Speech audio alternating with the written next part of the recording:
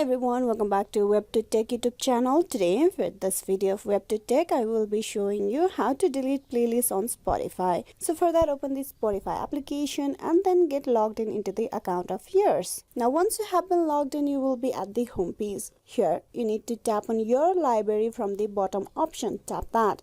In your library, you will have all the playlist of yours that you have in your Spotify account. So tap upon the playlist that you want to delete. Tap upon that. Once you're at the playlist page on screen, you need to tap on the three dotted lines at the left side just below your name. Tap that. This will give you all these options where you can make changes to your playlist or share it. From the options, you need to tap on delete playlist. Tap that. Are you sure you want to delete WebToTech playlist? Tap on delete.